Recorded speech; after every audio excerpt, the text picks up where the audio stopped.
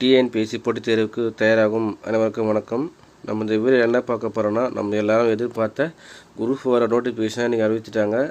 இது வரைக்கும் டிஎன்பிஎஸ்சி ஹிஸ்ட்ரியிலே பார்த்தீங்கன்னா சொன்ன தேதிக்கு கரெக்டாக நோட்டிஃபிகேஷன் வந்ததுன்னா கண்டிப்பாக அது எந்த வருஷம் மட்டும்தான். ஆனுவல் பிளானில் இந்த டேட் நோட்டிஃபிகேஷன் வரும்னு சொல்லிட்டு சொல்லுவாங்க. கீழே டென்டேட்டிவ் தான், அப்படி மாறும் அப்படி சொல்லியிருப்பாங்க. ஆனால் இந்த டைம் என்றைக்கு சொன்னாங்களோ கரெக்டாக அன்றைக்கி கரெக்டாக நோட்டிஃபிகேஷன் ரிலீஸ் பண்ணாங்க. குரூப் 1 ஆகட்டும், சரி குரூப் 4 ஆகட்டும், கண்டிப்பாக பாராட்டலாம். ஸோ டிஎன்பிஎஸ்சி பொறுத்த அதுக்கு அடுத்தது என்னென்னா, இதில் ஒரு மகிழ்ச்சியான செய்தினா குரூப் 4 நோட்டிஃபிகேஷன் வந்துச்சு. ரெண்டாவது ஒரு கஷ்டமான நியூஸ் என்னென்னா, வேகன்சி ரொம்ப கம்மியாக வந்திருக்கு. 3935 வேகன்சியாக வந்திருக்கு சொல்லிட்டு எல்லாருமே சொல்கிறாங்க. ஏன் இந்த வேகன்சி ரொம்ப குறைவாக இருக்குன்னா, ஏன்னா வருஷத்துக்கு பார்த்தீங்கன்னா குரூப் 4 அடுத்தடுத்து எடுத்துகிட்டே இருக்காங்க. அதனால் வேகன்சி எல்லா டிபார்ட்மெண்ட்டுமே ஃபுல்லாகிடுச்சு. ஸோ அதுக்கப்புறம் டிஎன்பிசியில் போகிறவங்க எல்லாருமே பார்த்தீங்கன்னா ரொம்ப யங்கர்ஸாக உள்ளே போகிறாங்க. அதனால் ரிட்டையர்மெண்ட்டும் ரொம்ப கம்மியாக இருக்குது. ஸோ இதுக்கு அப்புறமேட்டு வர குரூப் 4 எதுவாக இருந்தாலும் சரி, கண்டிப்பாக வேகன்சி அதிகமாக இருக்கிறதுக்கு வாய்ப்பு ரொம்ப கம்மியாக தான் இருக்கும்.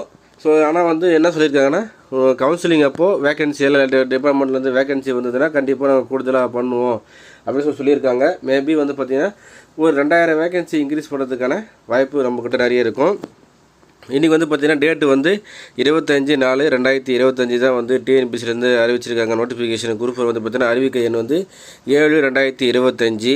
அதுக்கப்புறமேட்டு பார்த்திங்கன்னா டிஎன்பிசி பொறுத்த வரைக்கும் இதில் என்றைக்கு அப்ளிகேஷன் ஆரம்பிக்கிறாங்கன்னா, அறிவிக்கை நாள் 25/4/2025. உங்களுக்கு இணைய வழி கடைசி டேட் அன்றைக்கி பார்த்திங்கன்னா 24/5/2025 நைட்டு 12 மணி வரைக்கும் பார்த்தீங்கன்னா நீங்கள் அப்ளை பண்ணலாம். அதுக்கப்புறமேட்டு அப்ளை பண்ண முடியாது. சப்போஸ் நீங்கள் அப்ளிகேஷன் எதனா கரெக்ஷன் பண்ணணுன்னா 29/31/5 வரைக்கும் பார்த்தீங்கன்னா நீங்கள் கரெக்ஷன் பண்ணிக்கலாம் சொல்லிட்டு டேட்டை விட்டுருக்காங்க. உண்மையிலே பாராட்டலாம். ஏன்னா சப்போஸ் எதனா மிஸ்டேக் எதனா பண்ணியிருந்தால் அது கரெக்ஷன் தான். தேர்வு பார்த்தீங்கன்னா 12/7/2025 9 to 12:30 மணி வரலும் உங்களுக்கு தேர்வு நல்லா கொடுத்துட்டாங்க. கண்டிப்பாக உங்களுக்கு ஜூலை மாதம் பார்த்தீங்கன்னா உங்களுக்கு எக்ஸாம் வந்துடும். ஸோ நாட்கள் ரொம்ப கம்மி தான். நம்ம அதுக்குள்ளே பார்த்தீங்கன்னா ஏப்ரல் வந்துச்சு, மே, ஜூன், ஜூலை உங்களுக்கு பார்த்தீங்கன்னா மிஞ்சி போனால் ஒரு 50 நாள் தான் இருக்கும்.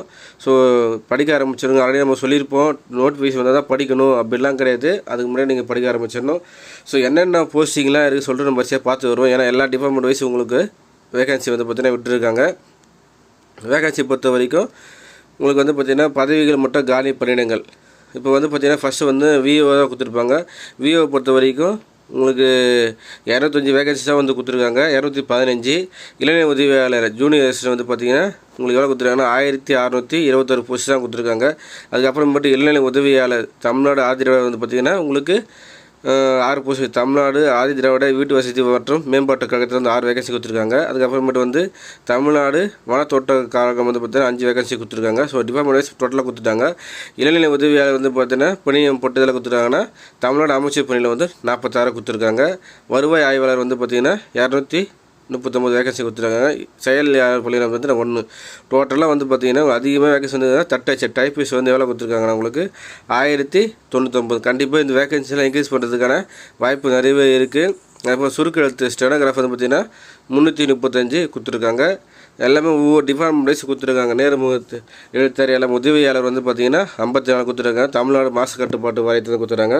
அப்போ தமிழ்நாடு மாநில தேர்தல் ஆணையத்துலேருந்து 2 வேகன்சி கட்டிருக்காங்க. அதுக்கப்புறமேட்டு ஃபாரஸ்ட் வனக்காப்பாளர் பார்த்திங்கன்னா 62.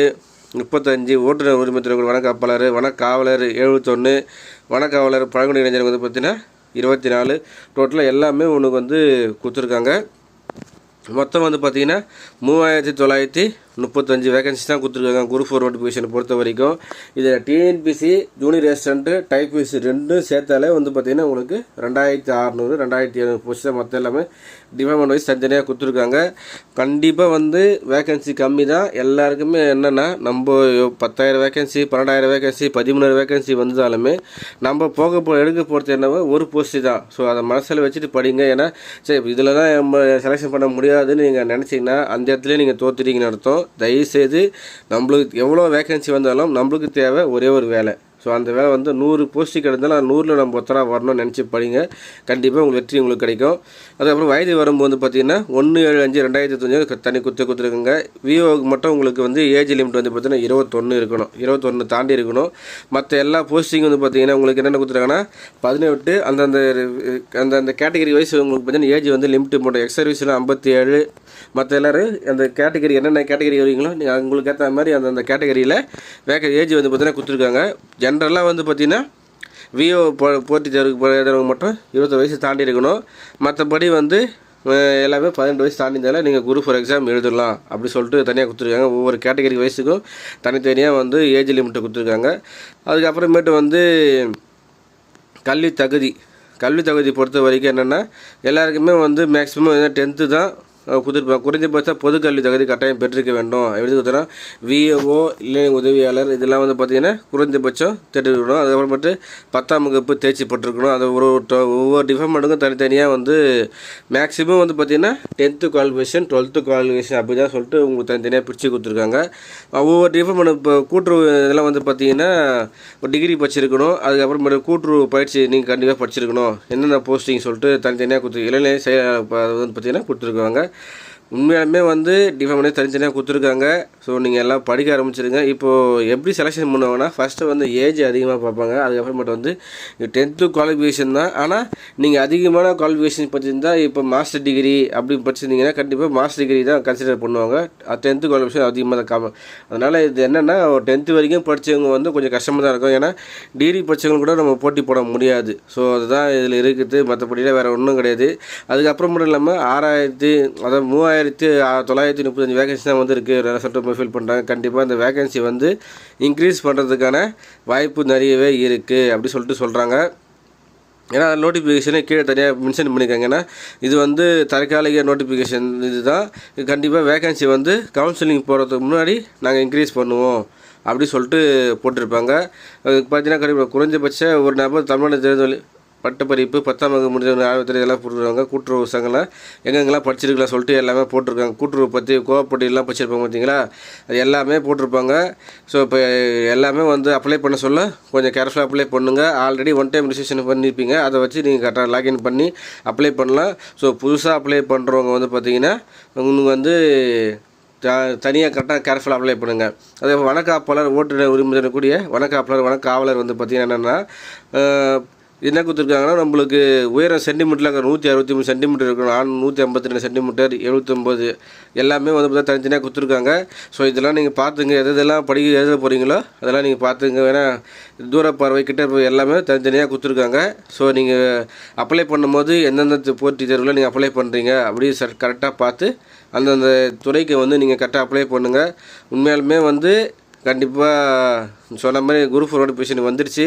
அதனால் நீங்கள் என்ன பண்ணுங்கன்னா இதுக்கப்புறமேட்டு படிக்கிறது உங்களோட கடமை. நீங்கள் படிங்க. நம்ம வந்து போஸ்டிங் கம்மியாக இருக்கே சொல்லிட்டு தயவுசெய்து வந்து சோர்வு அடைஞ்சிடாதீங்க. ஏன்னா நம்மளுக்கு தேவை ஒரு போஸ்டிங் தான். 10 போஸ்டிங் வந்தாலும் அதில் ஒருத்தலாம் நம்ம வரணும் அப்படின்னு நினச்சி நீங்கள் கண்டிப்பாக படிங்க. உண்மையிலுமே உங்களுக்கு வெற்றி கிடைக்கும். இன்னும் நாட்கள் இருக்கிறது 60 நாள் 50 நாள் தான் இருக்குது. ஸோ அதை மனசில் வச்சுட்டு நீங்கள் ஃபுல்லாக படிக்க ஆரம்பிச்சிடுங்க. கண்டிப்பாக உங்களுக்கு வெற்றி கிடைக்கும். நம்மளுக்கு தேவை ஒரு போஸ்டிங். முயற்சி கண்டிப்பாக உங்களுக்கு அதுக்கேற்ற போஸ்டிங் கிடைக்கும். அதனால் படிக்கிறது மட்டும் எனக்கு கைவிட்டுறாதீங்க. ஸோ இந்த வீடியோ பிடிச்சதை லைக் பண்ணுங்கள். புதுசாக பார்க்குற மறக்காமல் சேனலில் மட்டும் சப்ஸ்கிரைப் பண்ணுங்கள். உங்கள் ஃப்ரெண்டுங்க ஷேர் பண்ணுங்கள். தேங்க்யூ.